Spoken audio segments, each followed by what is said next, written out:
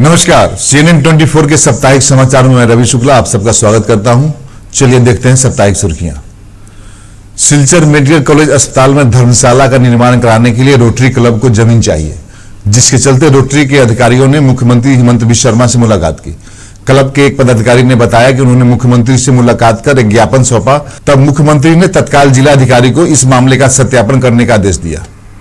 इस दिन बैठक के दौरान क्लब के पदाधिकारियों ने मुख्यमंत्री को लेपल पिन पहनाकर क्लब का मानद सदस्य बनाया।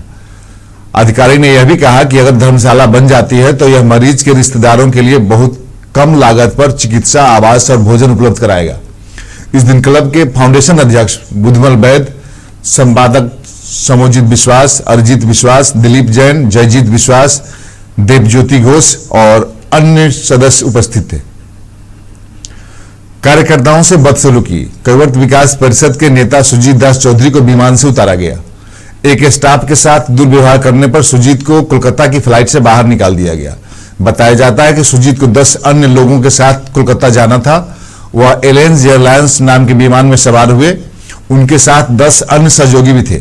विमान में चढ़ने के बाद सुजीत अपने स्मार्टफोन पर बात कर रहे थे। तब चालक दल के सदस्यों ने सुजीत को अपने मोबाइल को फ्लाइट मोड में करने को कहा, लेकिन पायलट की बात पर ध्यान न देते हुए सुजीत ने अटेंडेंट के साथ बदसलूकी शुरू कर दी। सुजीत ने कथित तौर पर अभद्र भाषा का भी इस्तेमाल किया। यह भी आरोप है कि सुजीत के साथी नशे की हालत में थे। बाद में पायलट ने सुरक्षा कर्मियों को बुलाया और सुजीत को विमान से उतार दिया। फिर उनके साथ मौजूद अन्य लोगों ने भी विमान में यात्रा करने से इनकार कर दिया। परिणाम स्वरूप सुजीत के साथ मौजूद अन्य लोग भी विमान से उतर गए। विमान स्टाफ ने बताया कि जब सुजीत को फोन बंद करने की बात कही गई तो वह नाराज हो गए। दूसरी ओर सुजीत का बयान है कि वह अपने बेटे से बात कर रहे थे और सुजीत ने जवाबी शिकायत करते हुए कहा कि एयरलाइन स्टाफ ने अचानक उनके साथ बुरा व्यवहार किया। जब पत्रकारों ने सुजीत दास चौधरी से इस मामले के बारे में पूछा तो उन्होंने कहा कि विमान खराब हो गया था, इसलिए मैं खुद अपनी मर्जी से नीचे उतर गया।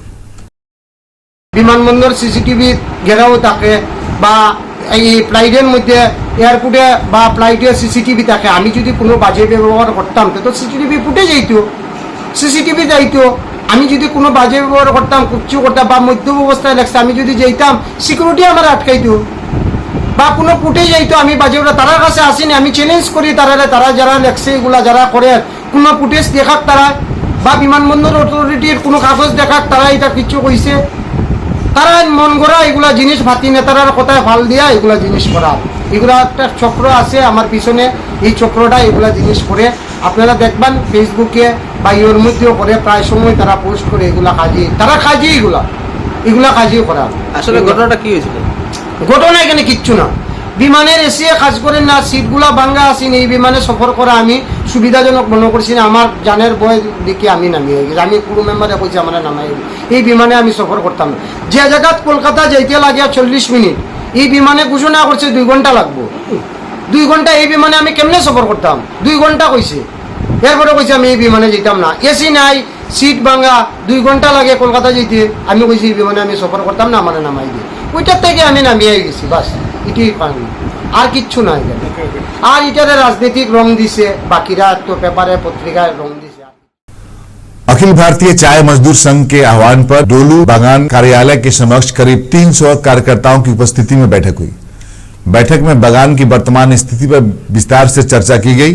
एयरपोर्ट की जमीन के अधिग्रहण के दौरान हुए समझौते की शर्तें 1 माह के अंदर पूरी की जानी थी, लेकिन पिछले 18 महीने के बाद भी सभी शर्तें पूरी नहीं हो सकी। मालिक मुआवजे की रकम से बगीचे के विकास को लेकर कोई पहल नहीं कर रहे हैं। वहीं शर्तों के मुताबिक अब बगीचे के लिए जमीन का अधिग्रहण नहीं किया जाएगा। हालांकि सरकार ने खुद ही अनुबंध तोड़कर 70 एकड़ जमीन नए तरीके से अधिग्रहण करने का फैसला किया है। सीटू ने इसका कड़ा विरोध किया है। 11 सितंबर को निगरानी समिति की बैठक के बाद अगले कार्यक्रम की घोषणा 14 सितंबर को बागान में एक बड़ी कार्यकर्ता रैली में की जाएगी। इस रैली में सीटू की ओर से सुप्रिय भट्टाचार्य, मनीष कर्मकार, कॉमरेड गंधराज रविदास, सौमिरन आचार्य आदि उपस्थित थे। 11 সেপ্টেম্বর ডিসির অফিসে মনিটরিং কমিটি মিটিং ডাকা হয়েছে। মনিটরিং কমিটি আপনারা জানেন যে ওই 2500 বিঘা জমি যখন নিয়েছিল তখন যে একটা মৌ চুক্তি হয়েছিল, সেই চুক্তি অনুযায়ী যে শর্তগুলি ছিল সেই শর্তগুলি পূরণ হলো কিনা সেটা নিয়ে আলোচনা হয় এবং যা বাকি থাকে সেটা পূরণ করার জন্য কথাবার্তা বলা হয়, প্রশাসনের তরফ থেকে সেটা দেখা হয়। কিন্তু আমরা জানি যে ওই চুক্তি অনুযায়ী আপনাদের পার্মানেন্ট ওয়ার্কারদের কারো চাকরি যায়নি, এটা ঠিক। আপনাদের অনেকেই আপনাদের এরিয়ারের কিছু টাকা পেয়েছেন, এটাও ঠিক। গভর্নমেন্ট ফান্ডের টাকা পেয়েছেন, গ্র্যাচুইটির টাকা অনেকে পেয়েছেন, আবার অনেকে পাননি। তাছাড়াও এই চুক্তির বাইরে সরকার যে ঘোষণা করেছিল 1 লক্ষ টাকা করে, সেটা নিয়েও অনেক অভিযোগ আছে। অনেকে পেয়েছেন, আবার কেউ কেউ বলছেন পাননি। আমরা সেটা লিস্ট আমরা জোগাড় করে আমরা ওই মনিটরিং কমিটি মিটিংয়ে আমরা ডিসির সামনে এটা নিয়ে কথা বলবো। দ্বিতীয়ত, ওই চুক্তিতে একটা শর্ত লেখা ছিল যে 2500 বিঘা জমি সরকার নিচ্ছে এয়ারপোর্টের জন্য, এরপর আর কোনো জমি তারা অধিগ্রহণ করবে না। কিন্তু আমরা জানি পরবর্তীতে তারা বলেছে আরো 70 বিঘা জমি তারা অধিগ্রহণ করবে এবং ঘরবাড়ি 173টা ঘরবাড়ি ভাঙা হবে। সেই কাদের ঘর ভাঙা হবে তার লিস্ট তারা আমাদেরকে দিয়েছে। সেই অনুযায়ী আমরা কথাবার্তা বলেছি। লালবাগের অনেকে এবং টিলা লাইনের অনেকে আমাদের লিখিতভাবে জানিয়েছে যে তারা ঘরবাড়ি ভাঙতে দিতে প্রস্তুত নয়। অথচ সরকার থেকে প্রচার চালানো হচ্ছে যে শ্রমিকদের সঙ্গে আলোচনা হয়েছে, ওরা রাজি। কাল মুখ্যমন্ত্রীও বললেন যে আমরা ঘরবাড়ি বানিয়ে দেওয়ার ব্যবস্থা করছি। এখন প্রশ্নটা হচ্ছে যে ঘরবাড়ি বানিয়ে দিলে আর টাকা দিয়ে দিলে আপনাদের কি সমস্যার সমাধান হবে? না, হবে না। যদি চাকরি না থাকে তাহলে খাবেন কি? সুতরাং এই প্রশ্ন আছে এবং এই জন্য আমরা সিআইটিউ থেকে, এবিসিএমএস এর থেকে আমরা দাবি করেছি যে আর কোনো জমি যেন অধিগ্রহণ করা না হয়। এবং আগামী 14 তারিখে আমাদের যৌথ মিটিং এ এখানে ঠিক হয়েছে যে আগামী 14 সেপ্টেম্বর আমরা ডলুতে একটা বৃহত্তর শ্রমিক সমাবেশ করব, জমায়েত করব। সেই জমায়েতে ডলুর সমস্ত শ্রমিক, ময়নাগড়, লালবাগ সহ সমস্ত ডলুর যে 4টা ডিভিশন, এই 4টা ডিভিশনের সমস্ত শ্রমিকরা আপনারা জমায়েত হবেন। এটা বিকেলবেলা কাজের পরে আমরা এই ব্যাপারে চিঠি দেবো এর মধ্যেই, যে কাজের পরে আপনারা যত পরিশ্রমী হোক, যত কষ্টই হোক, আপনারা ডলুর মাঠে জমায়েত হবেন এবং সেখানে আমরা পরবর্তী কর্মসূচি ঘোষণা করব। मुख्यमंत्री के आश्वासन के 24 घंटे के अंदर प्रधानमंत्री आवास योजना का घर मिल गया। गौरतलब है कि गुरुवार को सिलकुरी वरखाई इलाके के समारोह के बाद मुजीबुर रहमान नाम के एक युवक ने घर की उम्मीद से प्रधानमंत्री आवास योजना के तहत एक आवेदन पत्र लिखा था। थोड़ा छोटा होने के कारण वह देख नहीं सकता था, इसलिए स्थानीय लोग उन्हें अपने कंधों पर उठाकर मुख्यमंत्री के सामने ले गए। मुख्यमंत्री ने उसे अपनी गोद में ले लिया और आश्वासन दिया कि घर बहुत जल्द पूरा हो जाएगा। शुक्रवार को यह जानकारी दी गई कि घर के निर्माण के लिए सभी सामग्रियां आ गई हैं और घर का काम शुरू हो गया है। मुजीबुर रहमान ने वादे के मुताबिक घर का काम शुरू करने के लिए मुख्यमंत्री को धन्यवाद दिया। আসামের সিএম মুখ্যমন্ত্রী হিমন্ত বিশ্ব শর্মাকে আমি ধন্যবাদ জানাইলাম। আজকে আমি আলাপ করছি আমার ঘরের কারণে। এখন বর্তমানে আজকে সকাল থেকে আমার ঘরে মাল সামান আইছে আর বর্তমানে কাজ চালু হয়ে গেছে। আমি আসামের সিএমকে ধন্যবাদ জানাইলাম। सोनाई विधायक करीमुद्दीन बरबड़िया ने पिछली कैबिनेट बैठक की घोषणाओं और घाटी भर की विभिन्न समस्याओं को लेकर मुख्यमंत्री से जवाब की मांग की। करीमुद्दीन ने कहा कि विधानसभा क्षेत्र में 3 परियोजनाओं के उद्घाटन और 1 परियोजना के शिलान्यास के बावजूद बराकवासी इस समय विभिन्न समस्याओं से जूझ रहे हैं। बिजली की समस्या के कारण स्थिति विशेष रूप से खराब है। कई स्थानों पर संचार व्यवस्था काट दी गई है। घाटी की ऐसी दुर्दशा के लिए मुख्यमंत्री को जवाब देना होगा। उन्होंने कहा कि मुख्यमंत्री कह रहे हैं कि बराक की जनता परिसीमन से संतुष्ट है, लेकिन वह नहीं जानते हैं कि बराक की जनता में काफी गुस्सा है। विधायक करीमुद्दीन बरबड़िया ने प्रेस कॉन्फ्रेंस कर मुख्यमंत्री से कई अन्य मुद्दों पर भी जवाब मांगा। বাকি দিনগুলো প্রশাসন কেন বিভাগ একেবারে কোনো চৌকি দেয়নি, এটা জনগণের নজরে এসেছে। মুখ্যমন্ত্রী শহরের জন্য সবকিছু পারেন, মুখ্যমন্ত্রী না আসলে কাছাড়ের জনগণের জন্য কি কিছু করতে পারেন না? বরাকের জনগণের প্রতি কোনো দায়বদ্ধতা নেই? শুধু মুখ্যমন্ত্রীর প্রতি বিভাগের দায়বদ্ধতা নাকি, সেটাও জনমনের প্রশ্ন এসেছে।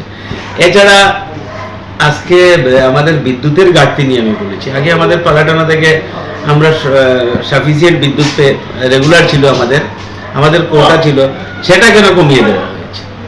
আমার কাছে তথ্য আছে সেখানে মিনিমাম 20 মেগাওয়াট আমরা কম পাচ্ছি, এবং আমরা বরাকবেলিতে যতটুকু প্রয়োজন সেটা মিট করা হচ্ছে না। তার জন্য আমি মুখ্যমন্ত্রীর দৃষ্টি আকর্ষণ করেছি। এছাড়া আমার বাগপুর থেকে সাতকরাকান্দি পর্যন্ত একটা ব্রিজের কথা বলেছি, শিলঘাটের একটা ব্রিজ দীর্ঘদিন থেকে মানুষের দাবি, সেটার কথাও বলেছি। সেই দুটো অবশ্য সিরিয়াসলি দেখবেন বা অলমোস্ট একটা নির্দেশের মতোই দিয়ে দিয়েছেন পিডব্লিউডির কমিশনার বা চিফ ইঞ্জিনিয়ারকে, যে ইমিডিয়েটলি ডিপিআর রেডি করার জন্য। তো অ্যানাউন্সমেন্ট তো আগেও হয়েছে। আমি বলতে চাই মুখ্যমন্ত্রীকে, আপনার ক্যাবিনেটের সময় যেগুলো প্রতিশ্রুতি দিয়েছিলেন সেগুলোর কতটা পূরণ হয়েছে সেটা একটা জনসমক্ষে তুলে ধরা উচিত ছিল, সেটা তিনি করেন।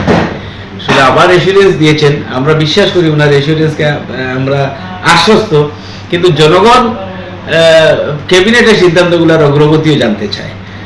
আর দ্বিতীয়ত তিনি একটা কথা প্রেস মিটে বলেছেন মুখ্যমন্ত্রী, যে বরাকে ডিলিমিটেশন নিয়ে কোনো ক্ষোভ নেই। আরে তিনি প্রকারান্তে বলেই ফেললেন যে আমরা যে বলি সংবিধানের শপথ নিয়ে তিনি সবসময় সাম্প্রদায়িক মন্তব্য করেন। আজকে বললেন আমার দলের 8-9 জন বিধায়ক আগামীতে জিতবে। এর মানে আমরা যে কথাটা বলে আসছিলাম যে সংখ্যালঘু মুসলমান সম্প্রদায়ের প্রতিনিধিত্ব সারা আসামে 8 জন কম হয়েছে, বরাক উপত্যকাতে 4 জন কমেছে, মিনিমাম 3 জন আরো হওয়া উচিত ছিল। এখন 4 জন আছেন, মিনিমাম আরো 3 জন 7 জন হওয়া উচিত ছিল। হাইলাকান্দিতে দেখ 2টা সিট তিনি নষ্ট করেছেন। তিনি একটা আশ্চর্য কথা বললেন। আমি বরাকের মানুষের কাছে জানতে চাই মুখ্যমন্ত্রীর এই রিপ্লাই আপনারা কি সন্তুষ্ট? তিনি বলেছেন বরাকের 2টা সিট কমলে কি হবে, এটা তো আসামের ভিতরেই আছে। তাহলে আমি পাল্টা কাউন্টার কোয়েশ্চেন মুখ্যমন্ত্রী মহোদয়, আমরা এমনিতেই ডিপ্রাইভড, জিওগ্রাফিক্যালি আমরা অনেক ব্যাকওয়ার্ড লোকেশনে আছি। আমাদের আদার স্টেট দিয়ে আমাদের লাইফলাইন মেঘালয় দিয়ে আসছে, আমাদের নিজেদের কোনো রাস্তা নেই।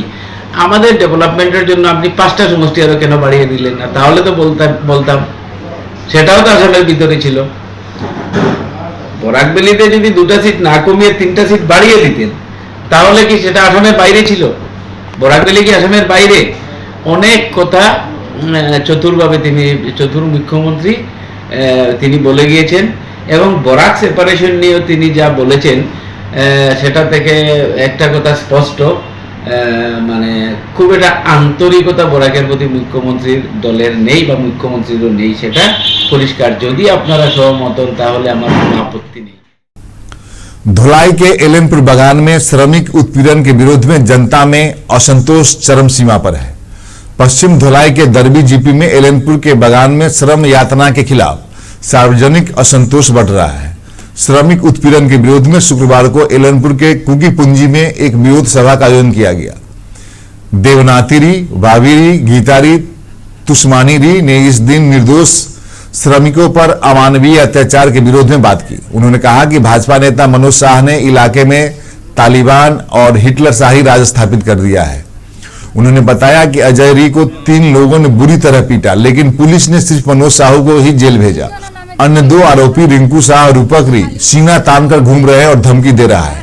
वहीं पीड़ित अजय री को भी जेल भेज दिया गया, लेकिन उनके पास जमानत लेने की आर्थिक स्थिति नहीं है। इस बीच जिला एवं ब्लॉक कांग्रेस का एक प्रतिनिधिमंडल अजय री के घर गया और उनकी मां चंदा री को आर्थिक सहायता दिया।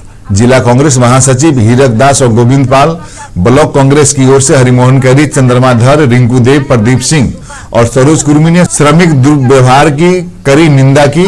उन्होंने कहा कि पीड़ित अजय री की जमानत पर जेल से बाहर निकालने के लिए वकील का सारा खर्च वो खुद वहन करेंगे।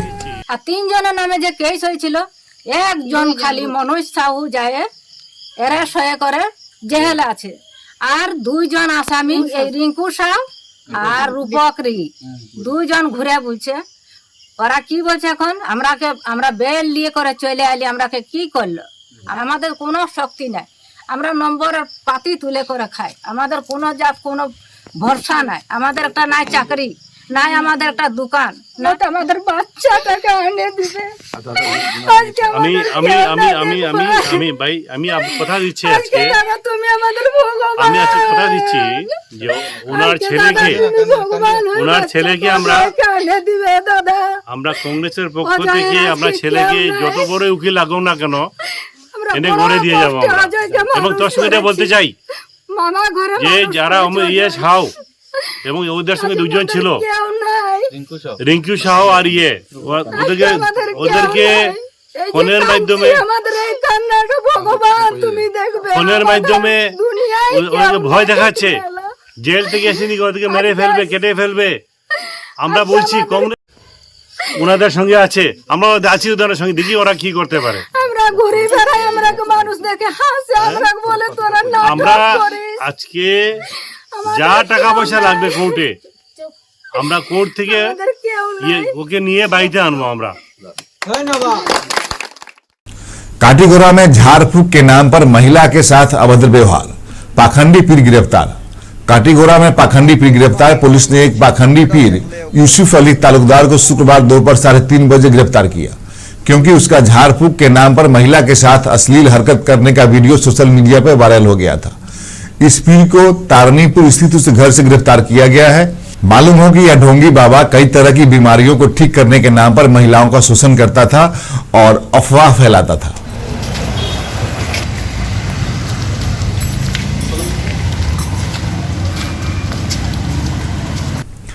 CNN 24 की साप्ताहिक सुर्खियों में बस इतना ही।